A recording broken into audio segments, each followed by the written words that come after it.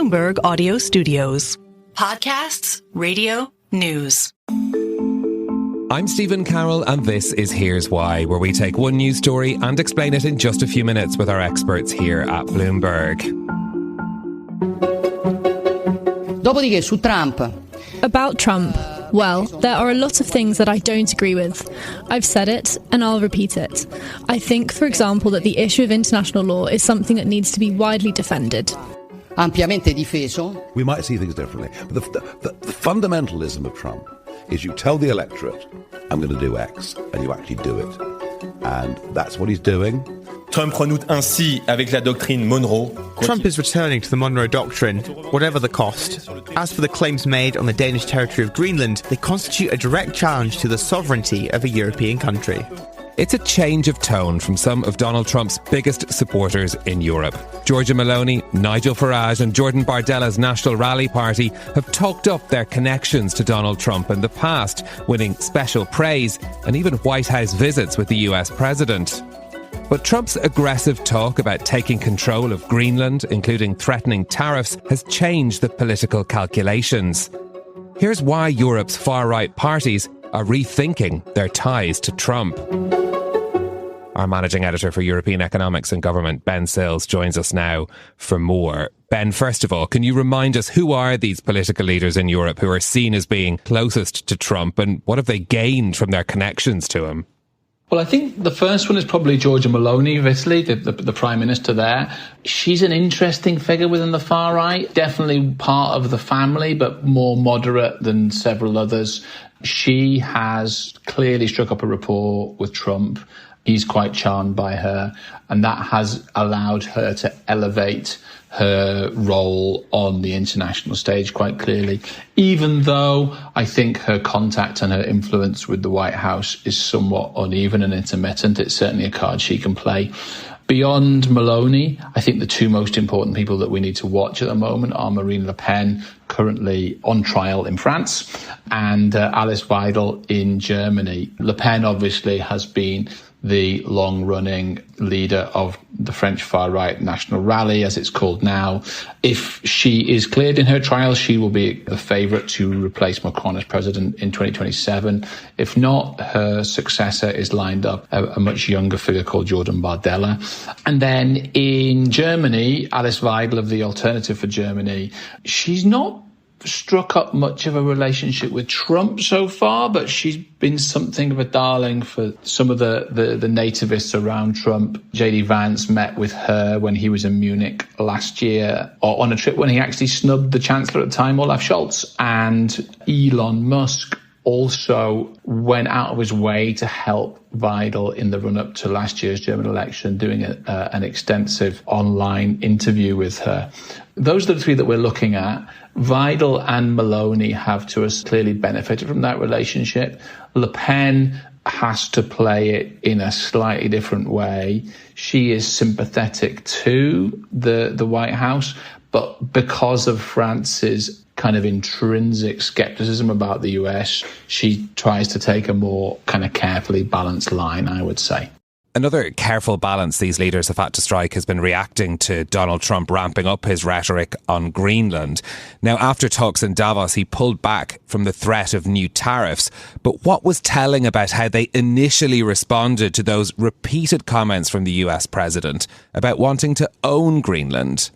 The difference is that demanding that Denmark hand over Greenland is a direct threat to the sovereignty of an EU country. And while nationalists might have a similar sort of political philosophy, a similar sort of vibe, a similar sort of kind of emerge from a similar sort of culture, ultimately nationalism is an ideology which is about promoting the interests of your country.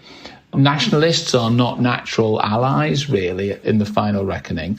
And so Trump's aim to kind of expand US territory by taking Greenland kind of runs into the national interest and the patriotic sentiments of Europeans. So that just means it's a real kind of tricky thing for these leaders to deal with. And in fact, we've seen over the last week or so that a number of them have actually come out quite clearly to criticise Trump with his Greenland aspirations. You made the distinction from Giorgia Meloni to the other figures you're talking about because, of course, Giorgia Meloni is in power in Italy. She's the leader of a major European economy. By changing tone on Trump and saying there are things that she doesn't agree with him, is she taking a risk that Italy could be singled out by the Trump administration? Very much so. We saw that the European countries who have been most clearly supportive of Denmark in the Greenland dispute, as well as the UK and Norway, were targeted with another threat of tariffs from the US. We know that the Italian officials around Meloni are extremely anxious about getting sucked into that dispute. Meloni has come out with some, I think, quite carefully calibrated criticism of the White House. Like all of these leaders, she feels a certain obligation to her voters to speak out about this, but she definitely doesn't want to attract too much attention from the White House, that's for sure.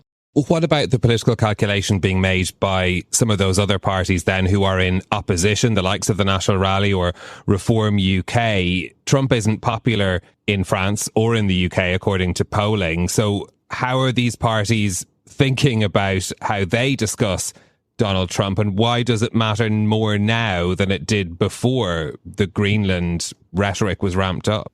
Yeah, it's complicated, I think. I mean, the jingoistic American nationalism that you hear coming out of the White House plays badly in both the UK and France. However, when you see Trump bullying or mocking or undermining or criticising Keir Starmer or Emmanuel Macron, that probably plays quite well for both Farage and Le Pen. And beyond that, one of the things that Trump has done, not on his own, but as part of this broader resurgence of right-wing populist parties that we've seen over the past decade, what they've all done is shift the norms of what's accepted, the norms of what can be said in public discourse, the norms of what voters feel is acceptable to support.